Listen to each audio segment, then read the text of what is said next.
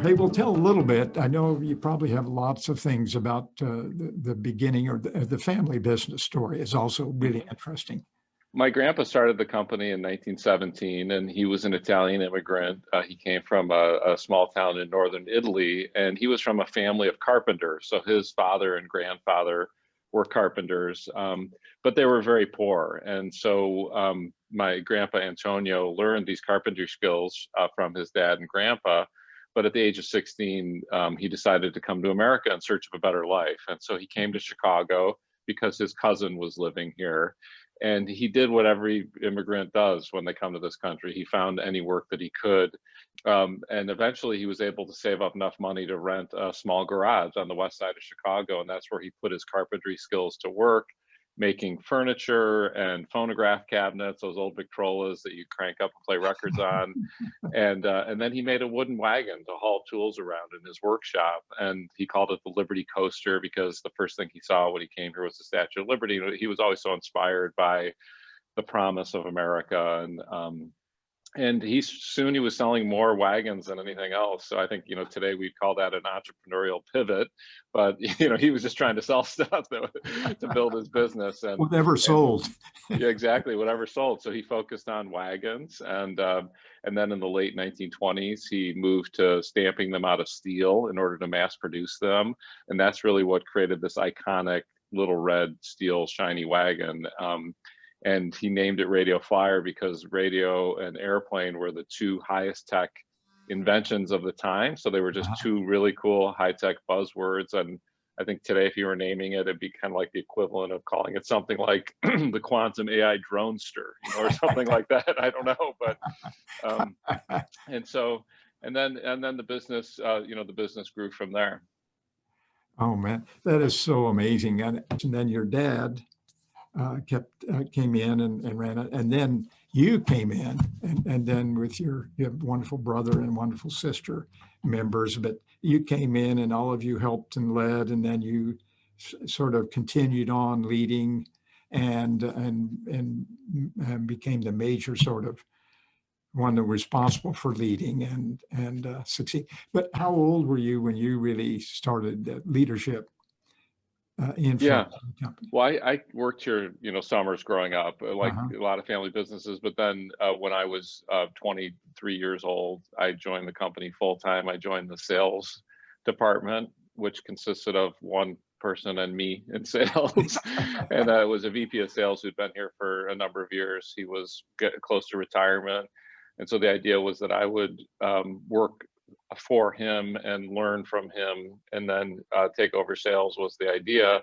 But really soon after I started, the company kind of we were in complete crisis. Basically, the sales were declining. We weren't profitable. We had a lot of debt. Competitors came out with plastic wagons, which was this huge external environment change that these plastic wagons allowed all kinds of features in them that moms especially really liked at that time, and we couldn't do that in our traditional steel and wood wagons. So while my job was sales and I was visiting customers and everything, because it was our family business, because it was so small, and because we were in this crisis, it was this incredible learning opportunity for me, because I got thrown into all these situations and decision-making meetings that I never would have if it weren't our family business and we weren't in that kind of crisis. Can you imagine? Wouldn't it? Oh, yeah, I remember it. Yeah, you can imagine. You don't have to imagine. But wouldn't it amazing to have videos of those meetings? Oh, yeah. And yes. Put yourself in, and at that age, while you were talking, I was wondering, how were you thinking, like, oh my God, how did we get into this? What are we going to do? And it must have been stressful. I didn't know how bad it was because just of naivete and ignorance, but it was very stressful. And there were many times where I thought, wow, we're going to go out of business. I mean, it was, that to me was just kind of a very heartbreaking thought. Like, I love the company so much. I love what the brand meant to people. And I had fallen in love with everything about it at a really young age. And so for me, that's what got me through those dark times, was my love for it and my belief in what the potential could be, because I just felt this incredible sense of gratitude. Like, I was lucky enough to be born with the grandpa who started Radio Flyer. How cool is that? I didn't earn that. So, Mm-hmm. you know, I wanted to make it something really great. Out of curiosity, did you feel or worry about that you were going to be one of the leaders that when the company failed and you lost the family? Yeah. Oh yeah. Like, you know, that old family business curse, shirt sleeves to shirt sleeves, and she's 3 generations. You know, that was Yeah. that was a daily thought. You know, like, am I gonna be?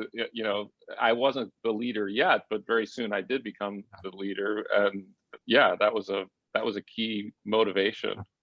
I didn't want to be that. I'll tell you, by the way, you fast forward to today, and the third generation has excelled in building the business.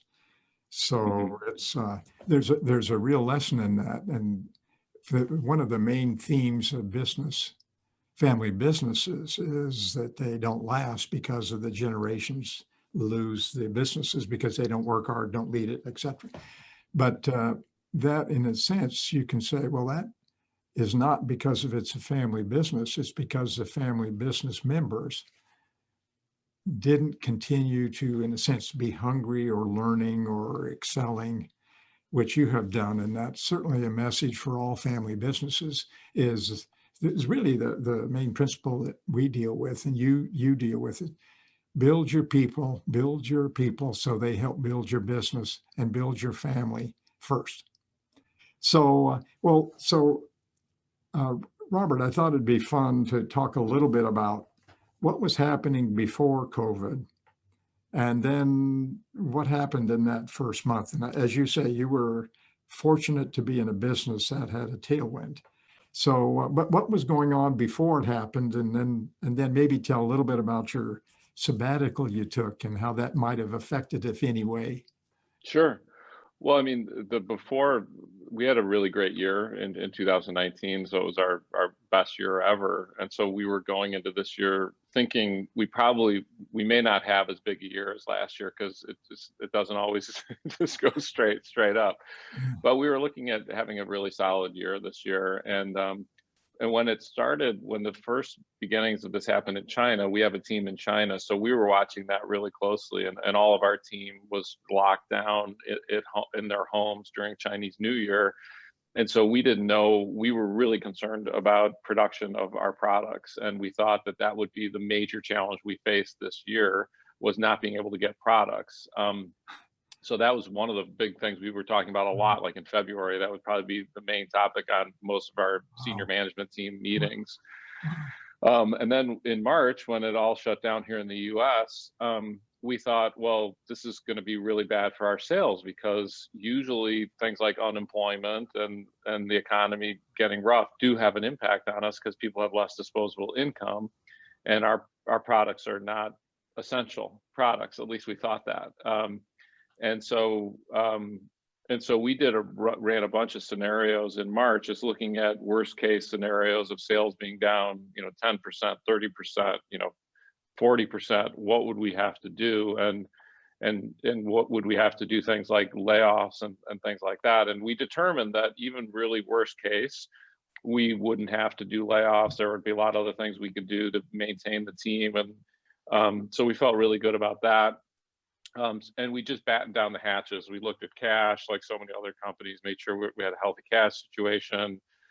We started having daily senior management team meetings in March and April, weekly company meetings, increased the team meetings, just really increased the amount of communication, all virtual. We went from being all in office to all virtual pretty much, which was a huge change for us. But then in April, we started seeing our retail sales at customers like Target, Walmart, and Amazon just go like spike. I mean, really dramatic increases, like holiday type increases. Wow.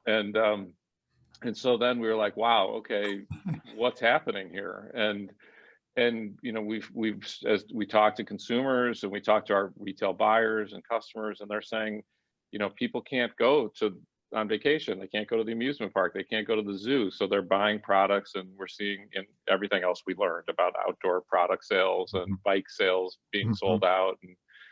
And so then we shifted from, this defensive posture to, we got to ramp up production. We've got to increase our forecasts. We started doing a daily, we can get all of the sales results from our retail customers every day for every product, but we don't usually track it at that level that frequently. We started doing that to make sure we're really looking at what the changes are so we can react quickly to produce more. And so those are kind of some of the first few months. Isn't that funny? What a change from thinking about laying off people to say, oh, wow, how can we get it all done? And yes. So you had a significant or a meaningful increase in sales and thus production and thus demand and work. Yes. And people are working at home and virtual.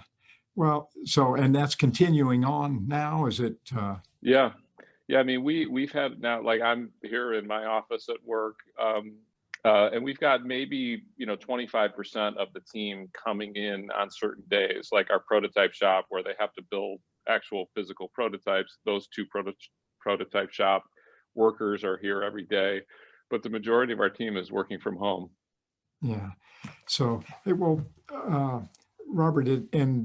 well, first of all, congratulations and well done. And what I was wondering about is, can you look back and see things you've been doing in building the culture, such an extraordinary, strong culture, and people and processes that have helped, or if you hadn't done those things, it would have. Yeah, for sure. I mean, we've talked about that as a leadership team a lot, that all the work we've done on the culture, we're really, really yielding, we're harvesting those benefits now, because the level of trust, the level of people just doing the work, like, you taught me all about the external environment, and when changing at least at pace with the external environment, that's all we were talking about, is what's happening next in the external environment. Everyone in the company, and everyone, there weren't people complaining about the 100 problem days. There were people saying, okay, this is a problem, how do we tackle it? So we just really, really benefited from everybody just went into execution mode, and it was really remarkable to see. What I'm thinking, and again, correct me on this, but over the years, you have really, I think it's excelled, worked diligently on internalizing the concept that the external environment is really the force that you have to adapt to. So the organization has to continuously adapt, but then do it. And then then not just say that and preach that, but you establish processes. So correct me if I'm off here, that installing a system where people are really rigorously studying what's changing around me and my job, and then building new work and new job designs and new skills, is a difficult process. And it takes people some years to learn that, and then to spread that through the company. But if that is correct, then your company is used to that. And so here comes it's almost a test case. A crisis comes, and we're doing this rather than starting from the beginning. Yeah, for sure. Yeah, I mean, when we had our March, we at the beginning of March, before kind of lockdown, we had our big kind of kickoff of the year, and we all share our goals, and the leadership team kind of presents out what you just described, that roll up of all the teams talking about changes in the external environment. And we were talking about COVID on China production, and then it just shows you, like, it's really hard to predict what's going to happen. So, but then 2 weeks later, one of our key leaders shows the different domains of the external environment, like your process, and he basically had, COVID just blocking out every one of the external domains. It's like, this is a really rare occasion where this massive event is just the dominant change in every domain of our external environment. And then what does it mean for each one of them? What does it mean for our customers? What does it mean for our competitors? And what do we need to do? And then that was just a weekly discussion, because we had our weekly company meeting and in team meetings. And so, yeah, it had a huge, being able to frame it that way, having the framework to talk about it, is just so, I think, powerful, because it's this huge, messy, hairy thing, and it seems so overwhelming. But if you start to just drill down, okay, well then how does that affect us? It becomes more manageable, I think, and more actionable. How long were you back into the saddle into Chicago from your sabbatical you took? And then February 1st. Was it really? February 1st, yeah. Well, what was that like? And tell a little bit about what you did. Yeah, my family and I, we went to Mexico, and my wife and kids, their plan was to be there for a full year, basically the last academic year. My plan was 6 months, that I'd be there from August 2019 to February 1st of this year. And during those 6 months, I completely disconnected from work. I got a different iPhone, so I wasn't looking at my email. I got an iPad and put all of my personal stuff on there, so I didn't have my work laptop. So I put a lot of things in place to avoid the temptation, or just, looking at work. And I put my leadership team in charge, and I didn't check in for 6 months. And it was wow.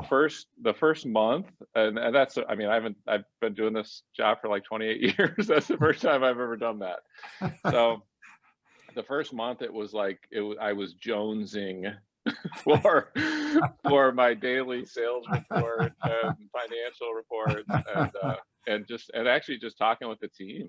I really missed it. The first month was hard for me. It was like withdrawal, I would say.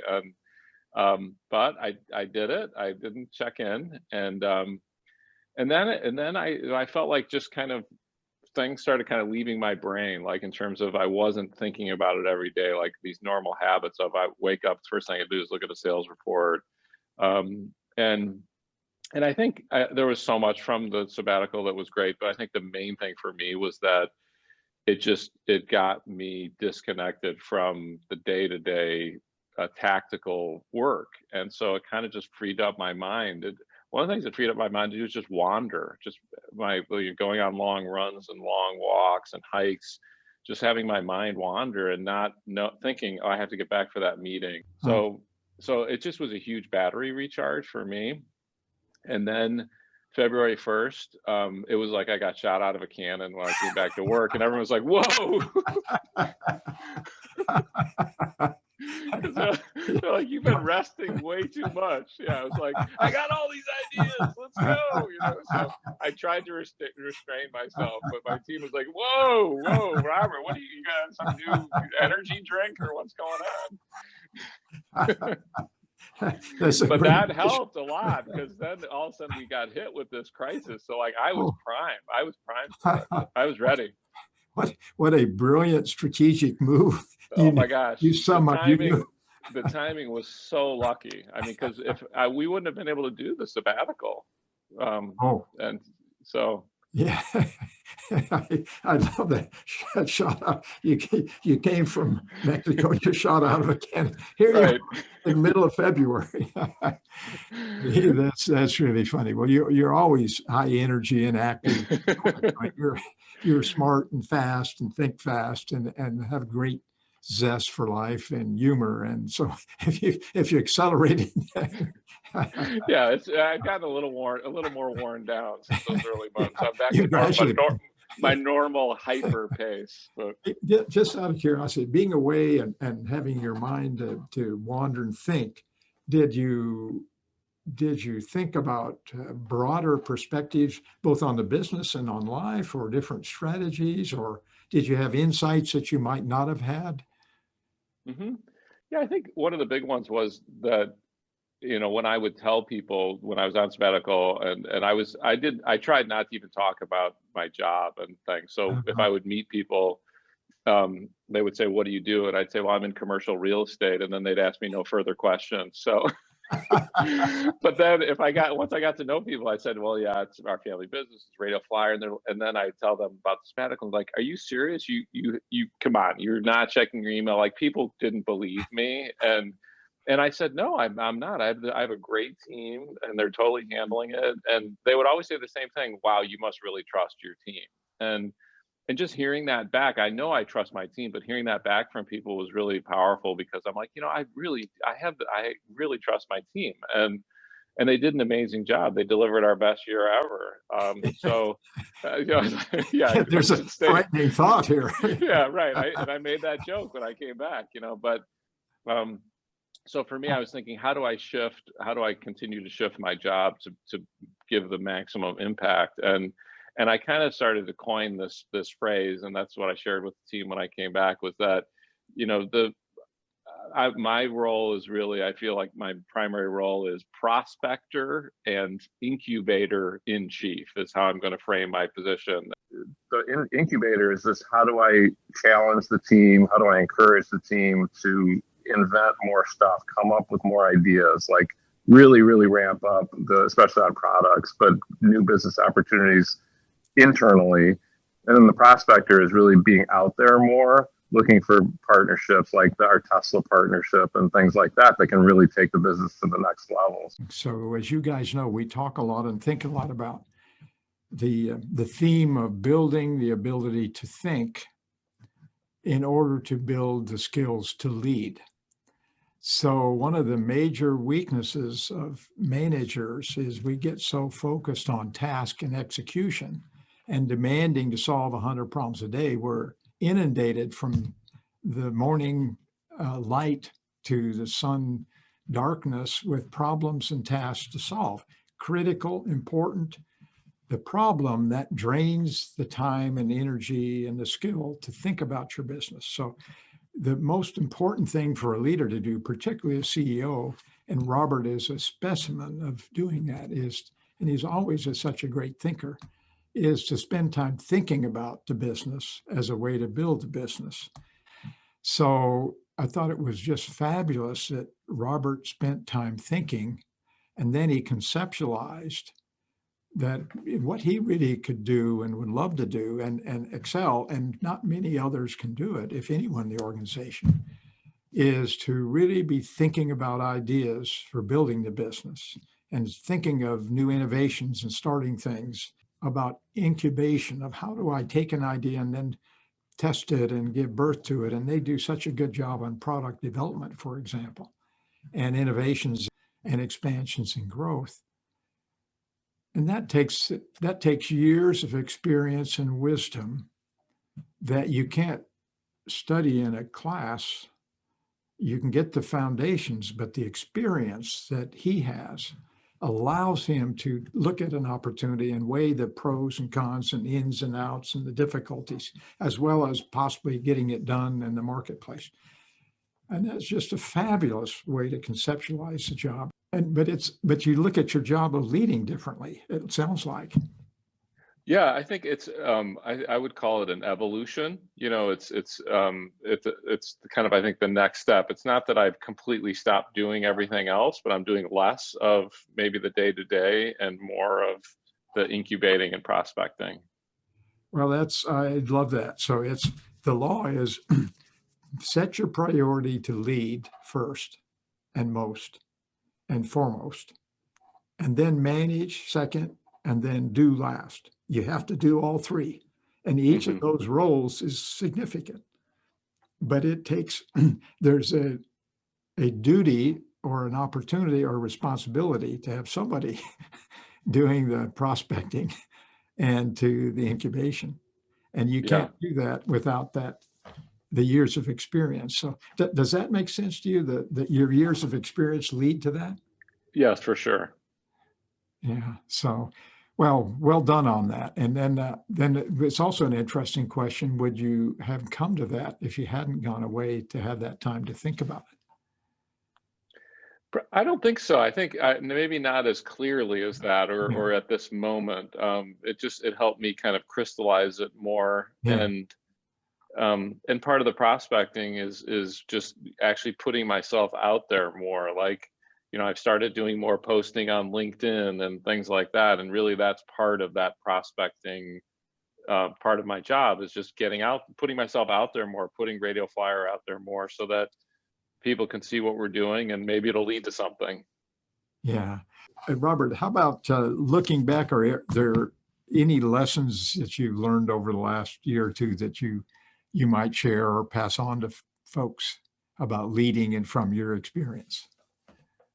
Yeah, I think one of my big lessons is, if I had to do it over again, knowing what I know now, and if I was placed into a situation where I was kind of a turnaround situation, which is what we were, 25 years ago, is to really focus on the people first. I didn't know to do that at the time, and focus on the people and the team and the culture. It took me a while to figure that out, because I was just trying to sell stuff and, fix problems. And I think that's the main thing, like even down to the example of like an internship program. As a talent pipeline, we didn't develop an internship program until years into me working here.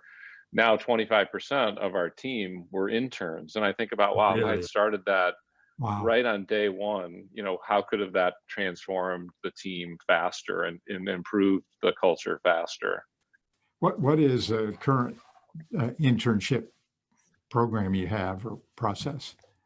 Yeah, it's mostly in the summer that we have the interns, and they're college students. The biggest group is for the product development team. So they're students who are studying mechanical engineering or industrial design. And it's a phenomenal internship, because it's real work. They get to come in and work on real products and projects, and we get really high ratings on our internship program. And then we always end up hiring, a few people from the internship program. And it's just a great, as you taught me a long time ago, the best way to figure out if there's a match is to try it out. And an internship is such a great way to try it out, because by the end of that internship, we know that person, and that person knows us and knows the job, and it just reduces the risk of making a bad hire so much. Yeah, well, that's just fantastic. And then you make sure they have meaningful work to do for the summer, which sounds excellent. Mm-hmm. Yeah, well done. Robert, it's wonderful to have you. And I tell you, it's, for me, I have to tell you, it's just, I was thinking a lot about this. First, I was so excited to come, and I've just admire you and always enjoy you. And you have so fun and bright and smart and funny. You have got a great sense of humor, great wit. So, and then you bring that spirit to the company and the funness. But folks, in terms of watching this, for all of the leaders out there, individuals, just if you think about Robert and listen to him talk and what he does, he's an example. One of the most important things to become effective and successful and contribute to the world is build your own skills to become effective, personal skills. And so if you listen to Robert, he would be a great role model for all of us, and one that you could emulate and think about and study. And so we have great lessons for all of us to lead and follow and have a good life. And enjoy what you do. Life goes by quickly. So, and you can tell from Robert laughing and how much he enjoys what he does, and the fun and the challenges. It's not like it's easy. But one of the important goals in the world is to live a good life and make your life meaningful and contributory and successful, and to help others in their lives. And so leaders lead by becoming the example that they want others to be. Robert would be one that we would all like to be. So can I say one thing? Please do. Well, thank you for all those kind words. Years ago when I was little, my mom still is an amazing cook. And I asked her when I was a kid, I was like, how did you get to be such a great cook? And she said, well, I find really, really great recipes from really great chefs, and then I work on that recipe until I master it. And I feel like that's you, Dr. Bell, and Bell Leadership. You got the recipes for how to be a great leader. And it's a lot of times it's really just following the recipe and then fine tuning it and, you know, trying to achieve that level of mastery over time and adapting it to your own culture and your own personality. But thank you for your kind words, but thank you for all the recipes for success. I'm very grateful to you. And likewise to you, but that's a great story. I'm not much of a chef, but I love building recipes, but I love to eat. Well, you got the leadership recipe. Got something. So we all want to keep leading. The world needs us all, and everybody do your best and learn as much as you can. And then we will look forward to being with you again, and go get them and have fun.